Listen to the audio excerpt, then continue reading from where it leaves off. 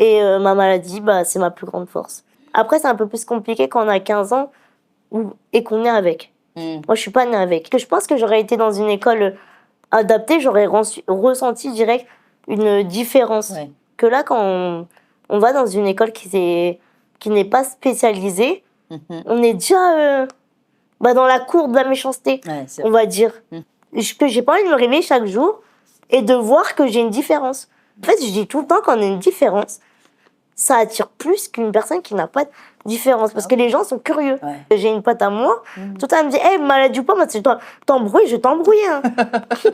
Donc, moi, je dis tout le temps hey, n'ayez pas pitié pour moi, j'ai pas pitié pour vous. Si je dois vous insulter ou vous vanner, je vais le faire.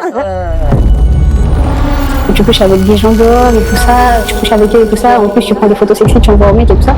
Il va me demander aussi de lui faire des fellations.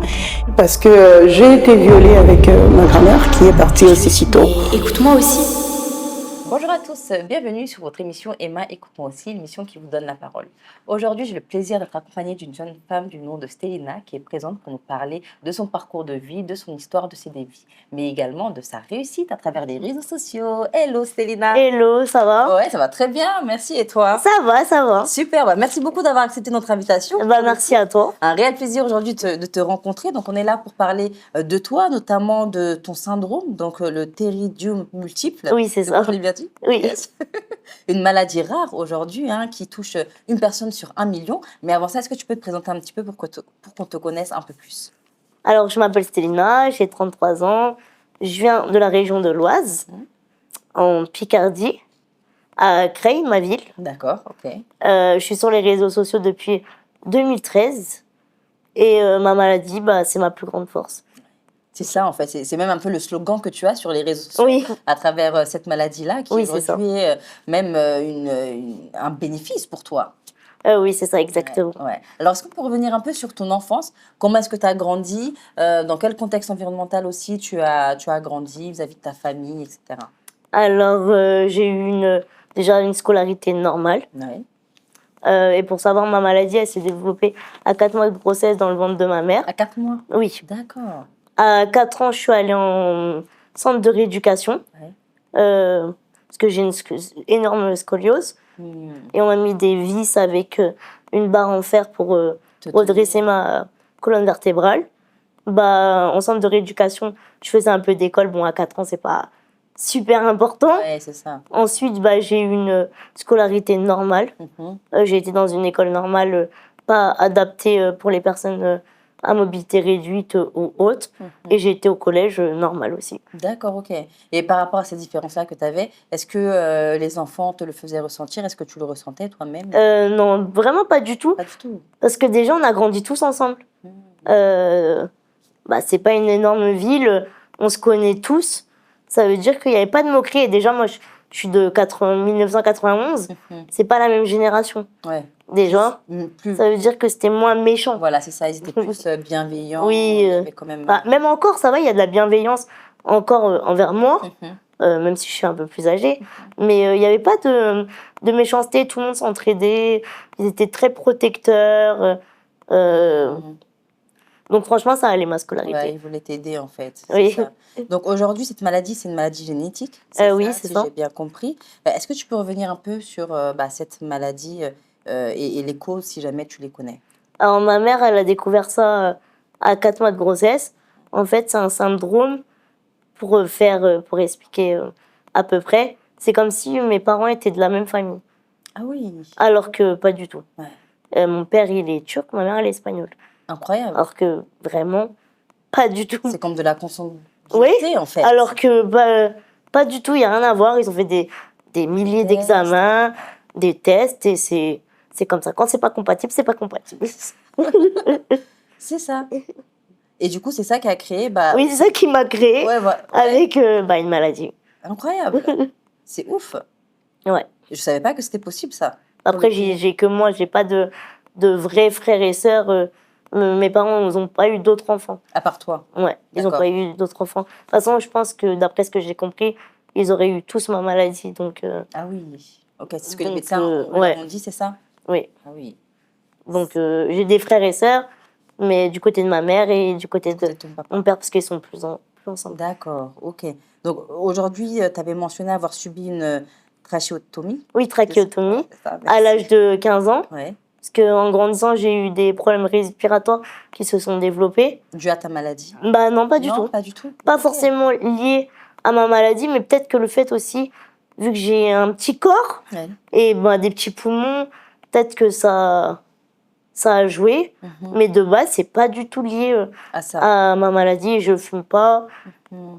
Donc déjà, c'est pas ça le problème. Oui, c'est vrai, c'est pas ça le Parce que problème. souvent, les gens pensent parce que je fume. Parce C'est que lié à pas ça. du tout, je fume pas du tout. Ouais. Il faut préciser. Bah oui, c'est ça. Et en quoi ça a impacté aujourd'hui ta vie, cette intervention?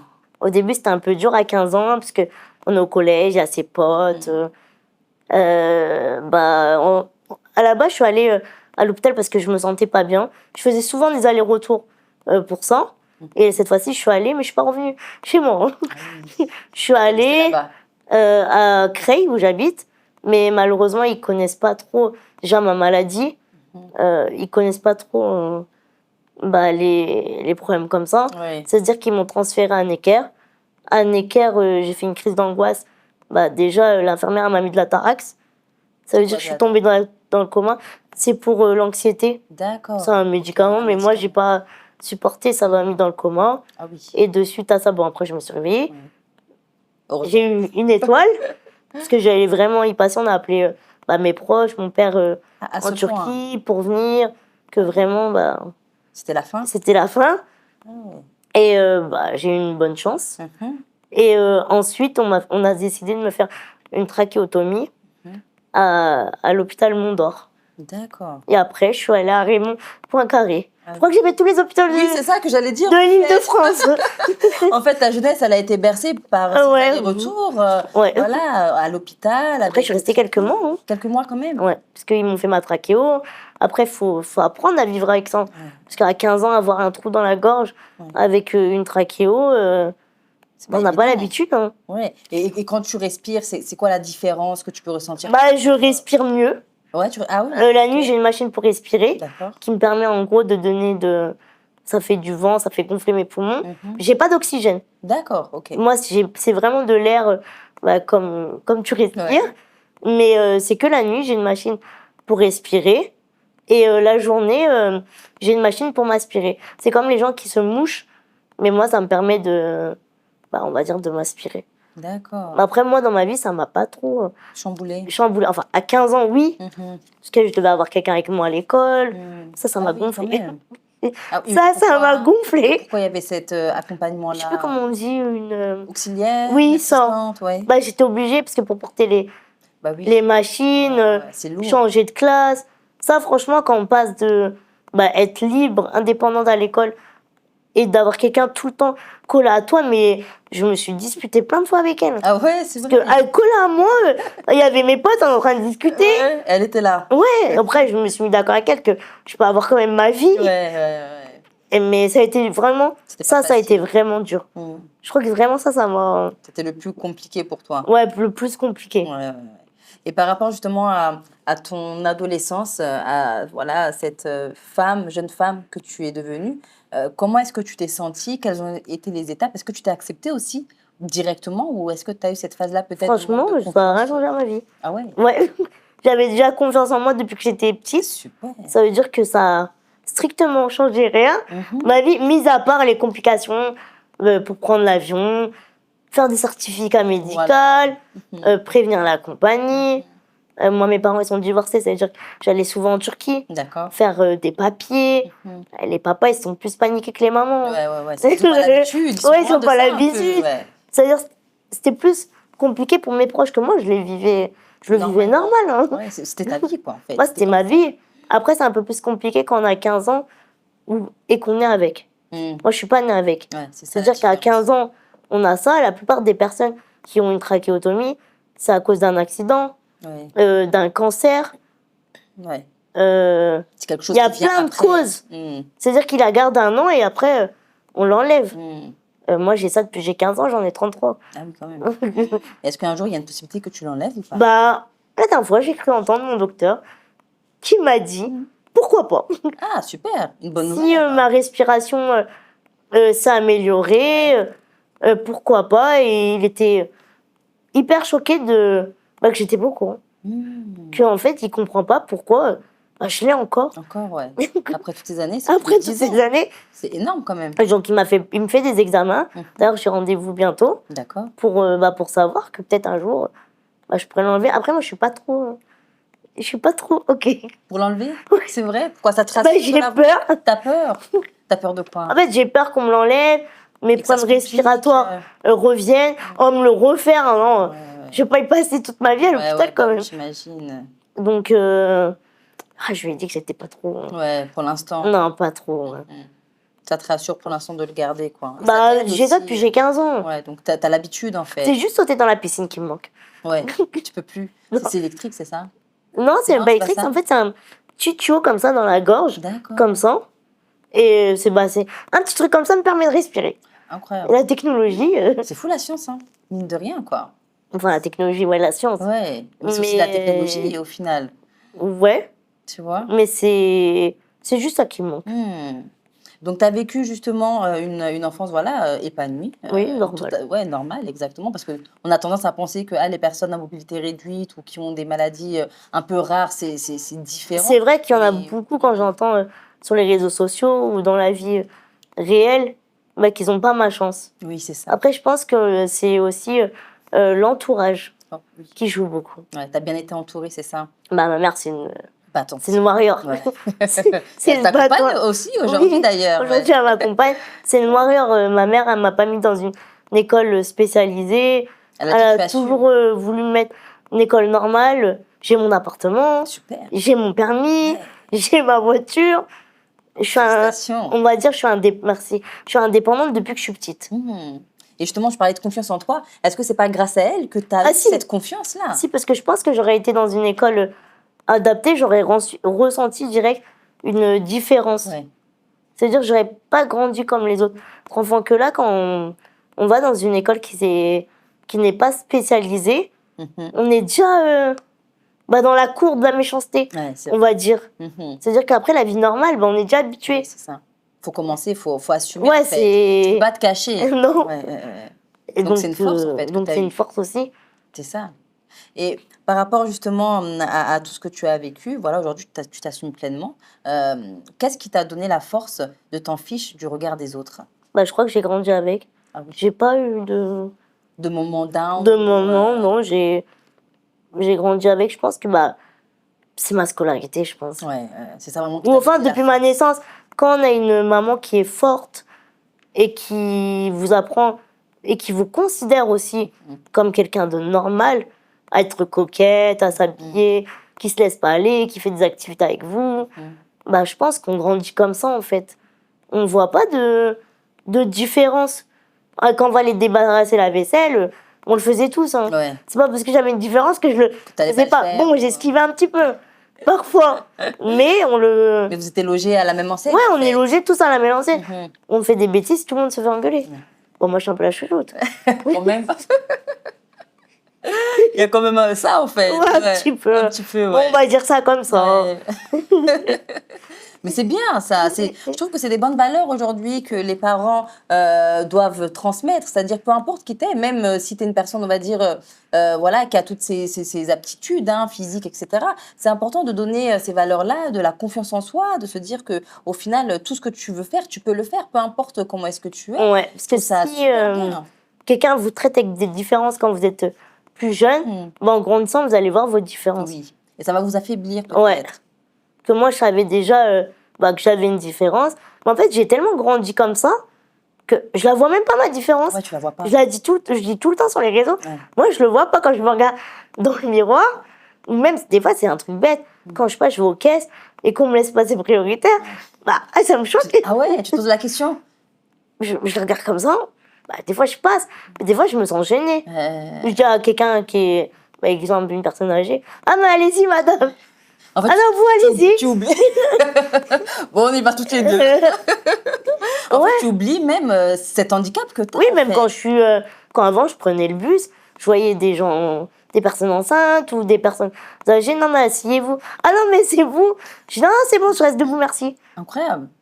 Ouais, t'as vraiment une force. Parce que je me dis, bah en fait, la personne âgée, c'est pire. Elle a plus besoin que moi. Ah ouais, ou même une personne qui est enceinte. Ouais.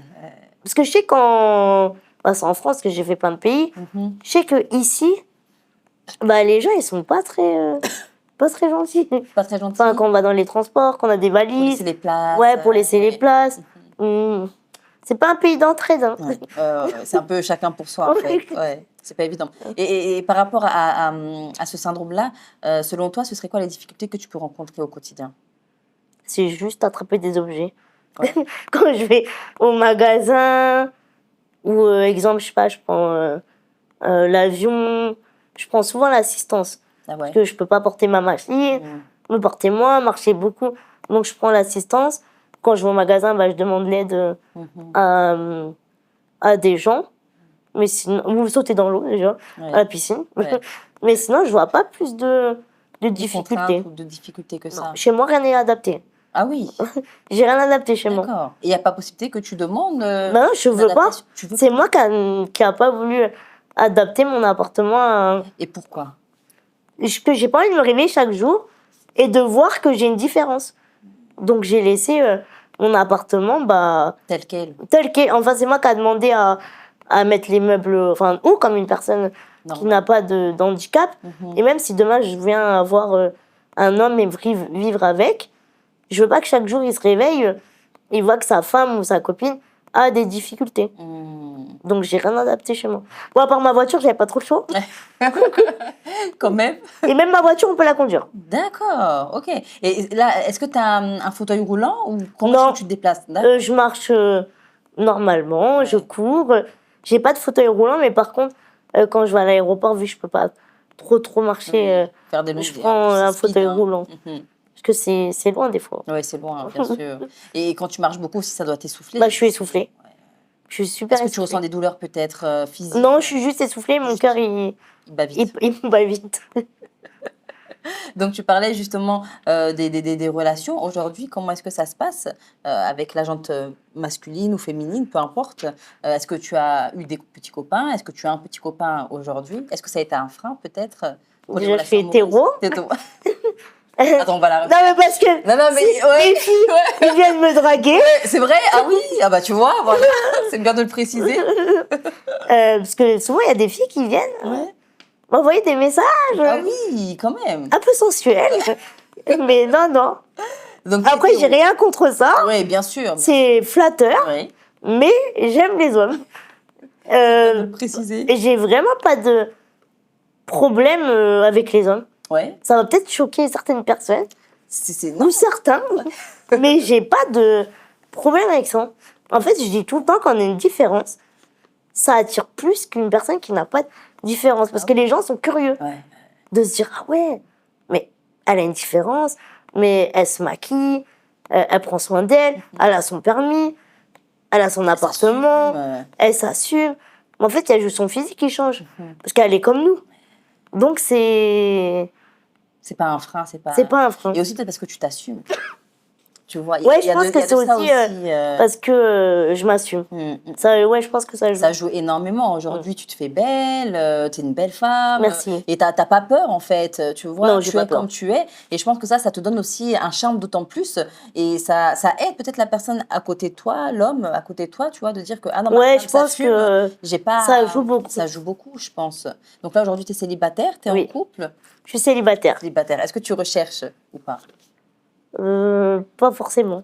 C'est un petit pas forcément là.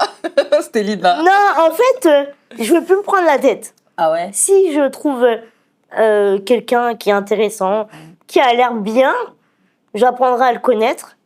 Mais je suis pas à la recherche. Faut que j'ai quelqu'un directement. Ça vient pas. Et est-ce que tu as des projets d'enfants, de mariage, de fonder une famille? Ah oui, j'aimerais bien me marier, avoir un enfant. Mais je ne vais pas me presser sur le premier venu parce que je commence à avoir l'âge ou des choses comme ça. Tu ressens pas cette pression-là? Un petit peu. Un petit peu quand comme même. Toute personne, je pense. Mais je ne vais pas me presser. Est-ce que ça te fait peur de dire que tu peux potentiellement ne pas trouver la bonne personne? Non. Non. De toute façon, Il y a tout le monde a plusieurs des hommes. défauts. Hein. Est-ce que tu es déjà sortie avec des hommes qui avaient peut-être honte ou qui avaient du mal à t'assumer? Qui avait du mal à m'assumer, non. Mais qui avait du mal peut-être à m'assumer envers ses amis ou sa famille. Je pense que oui. Ouais. Si la relation aurait continué. Envers lui, non. Lui, on sortait normal. On allait partout. Comme un couple. Mais je pense que si la relation aurait continué, moi, c'est mon avis. Je pense qu'il assumait pas. C'est vrai. Et par qu'est-ce qui te faisait dire qu'il assumait pas? Il te le faisait ressentir? Bah, tu devais le ressentir puisque tu le dis. Des petits échos. Ah oui, c'est vrai. Qu'il disait à ses proches, à sa famille, peut-être, à oui. ses amis? Oui. Et qu'est-ce que ça te faisait quand tu avais ces échos-là? Bah, c'est débile. C'est débile. C'est débile en 2025 bientôt de pas assumer une personne. Après, ça reste mon avis. Peut-être que je me trompe. Mais moi, je sais que lui m'assumait. Parce que quand tu sors avec quelqu'un, bah, t'assumes la personne. Il y a des gens autour, on n'est pas que nous deux. Mais je pense que si vraiment la relation aurait continué, et même des petits échos que j'ai entendus, il y avait des petits hicks. Ouais, des petits hicks. Après, la personne n'assume pas. Ouais. Tu l'as confronté par rapport à ça? Ouais. Ouais. Il a dit quoi? C'était pas vrai. C'était faux. Ouais, bien J'étais folle. Ouais. Ah oui, carrément. Et du coup, ça s'est arrêté quand même. Moi, ça s'est arrêté. Ça t'a fait mal? Ça s'est pas arrêté à cause de ça. Hein. Oui, c'est autre chose. À autre chose. Ouais. Mais moi, ma petite tête me dit que... Il y a une partie de ça, peut-être. Peut-être que ça en fait partie. Ouais. Et quand tu as ces réalités-là qui te ramènent toujours à ton physique, comment est-ce que tu le vis? Moi, je me dis, tu veux pas, il y en a qui veulent. Hein. T'as grave raison. Je m'attendais à un truc, ouais, ça me fait mal, je déprime. Ah non, pas du tout. Tu veux pas, il y en a qui veulent. Hein. Trop bien. Ouais, non, t'as vraiment C'est pas ça qui va me manquer un homme. Hein. Il y en a plein. Hein. Ouais. Comme je dis tout le temps, on tape dans un arbre, il y en a 15 qui tombent de l'arbre. Hein. Trop bien. Après, c'est pas forcément des gens bien, peut-être. Ouais. Mais c'est pas ça qui va t'arrêter. Bah, qui manque. Après, c'est la réalité des choses. Tout le monde ne peut pas accepter. Ou des fois, moi, je me dis qu'en fait, des gens comme la personne que j'ai citée, je me dis peut-être qu'en fait, peut-être que lui, ça l'a choqué de se dire waouh, je suis tombée en kiff ou je suis tombée amoureux, bah, d'une personne qui est différente. Ouais. Peut-être que lui, dans sa tête, il avait un idéal et que ça l'a perturbé dans son idéal. Ouais. Ça se peut, je parle pas forcément de cette personne, peut-être d'autres. D'autres, ouais. De dire waouh, en fait, elle est pas comme toutes les meufs que j'ai eues. Et j'ai réussi à kiffer. Ouais, et je l'aime. En fait. Donc peut-être que c'est ça, après, que je me trompe aussi. Ouais. Mais c'est aussi important de revenir sur ça, parce qu'aujourd'hui, c'est vrai qu'on accorde énormément d'importance sur un physique, on va dire. Mais au-delà de ça, il y a une personnalité, il y a une personne. Oui, bah, c'est ça que je dis souvent. Et on doit tomber amoureuse de ça, au détriment du physique. On est bientôt en 2025. Ouais, quand même. En fait, ça y est, on n'est plus à l'époque ancienne. Hein. Oui, et puis même, il y a les réseaux aujourd'hui où, justement, tout type de personnes se met en avant, où les personnes ont ce courage-là de s'assumer. Donc, on voit que les différences aujourd'hui, peu importe quelles qu'elles soient, elles existent, elles sont là. Il faut les accepter, il faut les considérer, tout simplement, en fait. Après, moi, je ne veux pas changer la mentalité des gens. Hein. Oui. S'ils sont bêtes, ils sont bêtes. Hein. C'est vrai. Moi, je sais que je m'assume, je suis indépendante, je fais ma vie. Je sais que je suis rigolote, voilà. Donc après, si la personne, elle accepte pas, bah, je peux pas forcer une personne à m'accepter. Bien sûr. Ou lui faire changer d'idée. Je peux montrer ma personnalité, mais je peux pas forcer une personne à m'accepter ou à essayer d'apprendre à me connaître ou même de m'aimer. Bien sûr. On peut pas faire ça. Et sur le plan social, est-ce que ça a été un frein pour te faire des amis, pour avoir des amis? Pas du tout. Pas du tout. J'ai les mêmes amis depuis que je suis née. Ah oui. Un vrai noyau. J'ai ma meilleure amie, j'ai 33 ans, on était à l'école, on avait 3 ans. Ah oui. C'est mon bras droit. Incroyable. Et qu'est-ce qu'elle t'apporte, cette meilleure amie? Elle m'embrouille souvent. Ouais. Elle va voir la vidéo. Ouais. Pourquoi? Parce que moi, je suis quelqu'un d'impulsif. Ah, moi, j'aime pas un truc, je le dis direct. Direct, ouais. Ouais, et elle dit, canalise-toi. Mais réfléchis. Arrête de faire n'importe quoi. Même pour tout, pour ma vie sentimentale, dans le travail, sur les réseaux. Elle dit, je sais pas, canalise-toi, change. Elle te conseille. Ouais, elle me conseille. Et elle m'apporte de la stabilité. Ouais. Tous mes amis, que ce soit elle ou d'autres personnes, j'ai pas beaucoup d'amis. Franchement, à tout casser, je dois en avoir 6. Et parmi les 6, il y a mes 2 sœurs. Et les autres, c'est vraiment mes amis. Tu considères tes sœurs comme étant tes amis? Ouais, mes amis de longue date. Les autres personnes, mis à part mes sœurs, et c'est des amis que j'ai, ça fait 13 ans, 14 ans. C'est vraiment... Je n'étais même pas sur les réseaux sociaux encore. C'est vraiment... Vraiment, mes amis. Tes amis, en fait. Ouais. J'ai des personnes que je connais des réseaux sociaux. Que tu côtoies. Que je côtoie. Des connaissances, comme on dit. Oui, des gens que j'ai connus quand j'étais un peu plus jeune. Tout ça, mais mes vrais amis, j'ai 6 personnes à tout casser. Et qu'est-ce que ça représente, tes vrais amis, pour toi? La stabilité. Ouais. La stabilité, de la confiance en soi. Parce qu'eux ne me voient pas comme une personne avec des différences. Si on doit s'engueuler, on va s'engueuler. Si on doit s'insulter, on va s'insulter. Il n'y a pas de... Eux, ils s'en foutent. Ouais. Tout le temps, de toute façon, j'ai une pote à moi. Tout le temps, elle me dit, hey, malade ou pas, moi, si je t'embrouille, je t'embrouille. Hein. Mais c'est bien. Elle dit, moi, je vois pas ta différence, je m'en fous. C'est bien. Elle dit, moi, j'ai pas de pitié pour toi. Hein. Mais en fait, c'est ça qui te donne... En fait, j'ai l'impression que tu as vécu, justement, dans cette atmosphère-là, t'as pas de différence, en fait. T'es comme les autres, en fait. Et que ça soit mes sœurs et mes 6 amis, c'est pareil. C'est trop bien. Et ça te donne la force, en fait. Ouais, après, j'ai une sœur, elle est un peu plus protectrice. Ouais. Tu sais, ma petite sœur, mais elle est plus protectrice. C'est vrai? Ouais. Et j'en ai une autre, elle n'a pas de pitié. C'est incroyable de voir ces différences-là, alors que vous venez de la même famille, en fait. Elles auraient pu avoir toutes les deux, soit le côté protecteur, soit le côté, je m'en fiche. Mais non, il y en a une qui a ça, l'autre qui a... Ouais, il y en a une, pas de pitié. Moi, pas de pitié pour personne. Ouais. Et l'autre, elle est plus protectrice. Ouais. Et sur la partie professionnelle, parce que tu as 33 ans, donc tu as dû avoir des expériences professionnelles, tu as dû travailler. Comment est-ce que ça je n'ai pas trop de travailler. D'accord. Donc, j'en ai fait les réseaux sociaux une passion, déjà pour commencer. Au début, c'était pas prévu. Ouais. Je vais juste revenir rapidement sur le fait que tu n'es pas le droit de travailler. C'est dû à quoi? C'est légalement parlant? Ça, plus 80%. D'accord, ok. Et en gros, si je pourrais travailler, ça serait 2 heures. Et tous les métiers que je voulais faire, je pouvais pas. D'accord, ok. Mais là, du coup, comment est-ce que tu fais pour vivre? Parce que... j'ai une pension d'invalidité. D'accord. Et ça te suffit, ça? Et je fais les réseaux sociaux. Ok. En complément. En complément. Parce que juste la pension, c'est pas suffisant. Avant, j'étais pas rémunérée, comme je l'ai dit lors d'autres interviews. Ouais. Mais grâce à Dieu, je fais des partenariats maintenant rémunérés. Trop bien. Qui me permet de me faire plaisir encore plus. Pouvoir aller encore plus en vacances, de m'acheter des affaires, de faire plein de choses.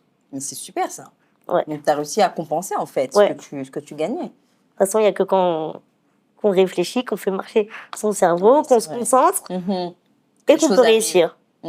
Donc aujourd'hui, c'est vrai que tu es présente sur les réseaux sociaux. Oui. Tu as réussi à fédérer une belle communauté quand même. Je vois le sourire. Qu'est-ce que ça te fait quoi quand je te dis ça? Franchement, ça me fait plaisir. Moi, c'est comme ma famille. Ouais. C'est mes potes. Ouais. Je fais des lives de temps en temps. On discute, on se donne des conseils. Je leur présente des produits. Je parle un peu de tout. Je n'ai pas de sujet particulier sur mes réseaux sociaux. Je parle vraiment de tout. Vraiment. Tu n'as pas de tabou?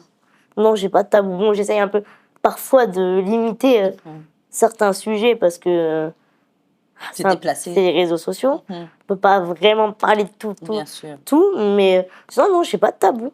Et qu'est-ce que ça t'a apporté, ça, les réseaux sociaux? Ça m'a apporté un travail déjà. Ça m'a apporté un travail déjà. Et ça m'a apporté déjà une belle communauté et de la bienveillance aussi. Ouais. Il n'y a pas que... Parfois, les gens ne sont pas bienveillants aussi. C'est à double tranchant. Mais c'est à double tranchant. Mais moi, ça m'a apporté une deuxième famille. J'aime bien ma petite communauté. C'est fort hein, que tu parles de famille, en fait. Ouais, mais il y a des gens... ils sont hyper gentils, hyper bienveillants. Après, je les connais pas personnellement. On va pas se boire un café. Oui, mais j'ai déjà fait des connaissances grâce aux réseaux sociaux. D'accord, ok. Et par rapport aux réseaux sociaux, est-ce que tu reçois de la pitié des fois? Bah non, parce que je pense que, en fait, les gens, ils voient que moi-même, j'ai pas de pitié pour moi-même. Donc, moi, je le dis tout le temps. N'ayez pas pitié pour moi, j'ai pas pitié pour vous. Si je dois vous insulter ou vous vanner, je vais le faire. Après, c'est vrai qu'il y en a un petit peu, on va pas mentir, parfois, mais c'est pas, je vois pas ça comme de la pitié. C'est quand ils disent pitié, c'est oh la pauvre. Ah, ça me vénère. Ah ouais, c'est vrai, t'aimes pas ça? Ça m'énerve. Pourquoi t'aimes pas ça?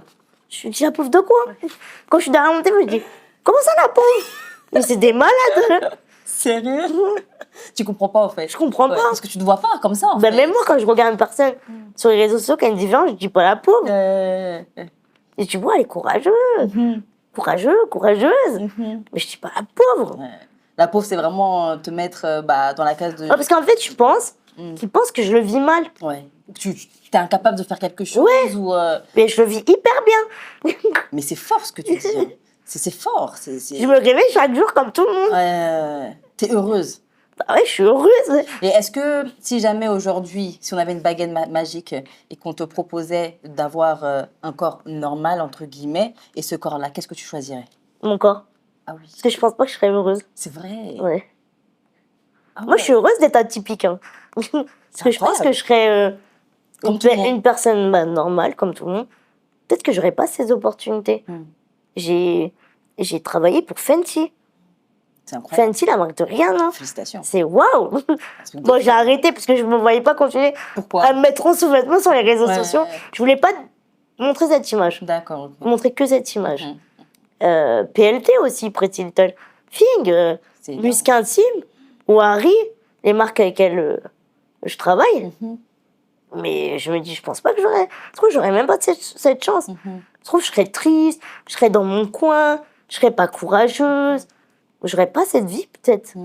Que là, j'ai pas eu trop le choix hein, d'avoir d'être comme ça. Ouais, c'est ça. Mais est-ce que le fait qu'on t'approche et que ce soit grâce ou à cause de ton physique, ça te dérange pas? Les gens dans la rue ou les marques? Non, les marques en règle générale. La plupart du temps, c'est moi qui... Pas tout le temps. Qui contacte les marques. Et eux, ils sont flattés que je les contacte. Je pense que c'est quand après, ils voient mon profil et ils se baladent sur mes réseaux sociaux. Ils font quand même une petite enquête. Oui, bien sûr. Ils disent waouh! Super. Ouais, super. C'est une belle image pour nous. Genre, et moi, je suis une personne très franche. Si j'aime pas, j'aime pas. Ouais. Je veux pas vendre quelque chose que j'aime pas. Je travaille pas avec plein de marques. Pour le moment, peut-être un jour. Mais si je travaille avec toi, c'est que j'aime bien ta marque. Sélectionner que, et je suis très sincère. C'est bien. Si j'aime pas, j'aime pas. Et il n'y a pas de texte, il me donne pas un texte à se dire. J'ai libre arbitre de dire ce que je veux. Donc c'est ça aussi qu'ils aiment bien. Ils voient que je mens pas. T'es authentique, quoi. Moi, je suis authentique. Honnête, et c'est ça qu'ils aiment bien. Et j'ai une communauté qui est comme moi. J'ai vraiment une communauté qui te ressemble, en fait. Qui me ressemble. Et c'est le plus important, ça, sur les réseaux sociaux. Parfois, on a une communauté, mais dans les communautés, on a des gens qui t'aiment pas. Oui, c'est vrai, beaucoup. Que moi, pour l'instant, peut-être que j'en ai, mais je les vois pas forcément. Et ces gens-là, ils se cachent. Ouais. Tu as plus de positifs que de négatifs, en fait, sur les réseaux sociaux. Oui. Donc aujourd'hui, tu étais présent, tu travailles avec pas mal de marques. Tu as également fait pas mal de plateaux, hein, Samedi Ira. Tu es passé sur M6, tu as fait Thibaut InShape. Tu as également été dans le live de Adé Laurent. Aujourd'hui, toute cette notoriété, comment est-ce que tu le vis? Parce qu'on te reconnaît dans la rue maintenant. Ouais, parfois on me reconnaît, mais moi j'aime pas. T'aimes pas? Non, c'est irréel, mais j'aime pas. Je me sens pas bien. Pourquoi? Parce que moi je suis comme tout le monde. Je suis passée sur Internet, mais quand je ferme mon téléphone, quand je suis plus sur les réseaux, je suis normale. Je suis pas maquillée, je suis normale, je suis en jogging. Et quand je suis comme tout le monde. Même des fois, pour rigoler. Ça te flatte pas un peu? Ah si, ça me flatte un petit peu, même pour rigoler. Quand je suis avec mes amis, ils se disent mais ils savent que t'es personne. Redescends. Je dis mais moi-même je sais que je suis personne. mais c'est quand même, tu l'as dit, c'est flatteur quand même aujourd'hui d'avoir franchement, quand on voit des enfants crier ton prénom, c'est incroyable, en groupe et tout, mais c'est le pire, vraiment qui me choque et qui me flatte, c'est quand je vois des comptes fake avec ma tête. Je me dis mais les gens ils ont pété les plombs. Non, mais ils sont devenus C'est arrivé, t'es devenu quelqu'un au final. Mais moi, je me suis énervée. Ah ouais? Non, mais je me suis dit, non, mais ils ont pété les plombs, en fait. Donc ça à faire. C'est quoi l'intérêt? Tu vas prendre quelqu'un d'autre? Ouais, ça me flatte. Ouais. C'est une bonne chose. Ça va. Ouais. T'as une bonne petite montée là sur les réseaux sociaux en termes de notoriété. Qu'est-ce que tu aimerais pouvoir atteindre en termes de chiffres sur tes réseaux sociaux d'ici la fin d'année? Ah, j'aimerais bien avoir 1 million. 1 million, ouais. Ah, j'aimerais bien. J'en suis bien loin. Ouais. Mais Quand j'aimerais même. bien. Mais quand même. Mais hein. franchement, j'aimerais bien. Après, moi, au niveau projet, je parle beaucoup de l'harcèlement. Ouais. Je fais beaucoup des... Donc, t'as vécu de l'harcèlement? Un petit peu pendant un moment. Je fais beaucoup des interventions au collège où j'ai été, où j'ai fait ma scolarité. Je fais souvent des interventions. En plus, ils sont contents, les jeunes, parce que je suis sur TikTok. Ouais. C'est leur génération. Exactement. Ouais. Ils sont hyper contents quand j'arrive. Après, ils me voient dans la rue. Mais ouais, je parle souvent de... C'est vraiment un sujet qui me tient à cœur. L'harcèlement et même parler de handicap. J'aurais bien aimé être invitée pour les JO. Ah oui. On m'a pas invitée. Ouais. Bah, peut-être. Ouais, Voilà. dans le futur Voilà. peut-être. Mais j'aurais bien aimé. Ouais. Ok. Ça te tient à cœur. Ouais, parce qu'on voit souvent des gens en fauteuil roulant. On voit jamais des gens comme moi qui ont une différence et qui présentent. On voit jamais ça. Et j'adore le sport. Vraiment. Et tu sens que tu représentes quelque chose de rare? Représente, non. Non. Parce qu'il y a plein de personnes qui ont des différences et qui sont aussi fortes sur les réseaux sociaux. Mais je sens qu'il y a une place pour tout le monde. Il n'y a pas quelqu'un qui a plus sa place que quelqu'un d'autre. Mais je pense qu'on a tous une place et c'est bien d'être exposé, en fait, dans les choses comme ça. Après, tout dépend de la personne, de ce qu'elle veut faire. Oui, c'est ça aussi. Donc, on a pu voir hein, que tu as été aussi dans le live, comme je l'ai dit, avec Adèle Laurent. Où vous avez évoqué votre handicap. Ça te fait sourire? Pourquoi Oui, ça me fait sourire. Ah, parce que j'arrive pas à m'en décrocher, cette image. Je pense que ça va te coller. Ça va me coller toute ma vie. C'est Ouais. un personnage aussi assez controversé. Voilà. Et puis son approche aussi était atypique, était marrante. Voilà, beaucoup ont parlé voilà, de maladresse. Toi, comment est-ce que tu l'as perçu? Déjà, pour revenir sur ça, j'espère qu'il verra cette vidéo. Moi, je ne l'ai pas mal pris. J'ai vu que il a reçu des messages, mais horribles, un acharnement. Parce que des fois, je vais voir de temps en temps, ou même je suis tombée dessus. Je me suis dit, mais les gens, ils sont malades. Moi-même qui est concernée, je l'ai pas mal pris, et les gens, ils le prennent mal pour moi. En fait, c'est quelqu'un qui est curieux. Et il est curieux, il y avait une personne atypique, il a voulu savoir sa vie, il n'y a rien de... Il y a rien de mal, moi je vois pas de mal à ça. Peut-être que dans ses paroles, les gens l'ont pris en mode c'est déplacé, mais après la personne, elle tombe sur quelqu'un qu'il a jamais vu avec un physique atypique. Il savait peut-être pas comment se mettre, quoi dire, quoi faire, ça. quoi me vexer. Mais moi je l'ai vraiment pas mal pris. Les gens, ils l'ont mal pris pour moi. Ouais, ils l'ont vraiment mal pris, ouais. Maladresse, etc. Ouais, mais alors que pas du tout.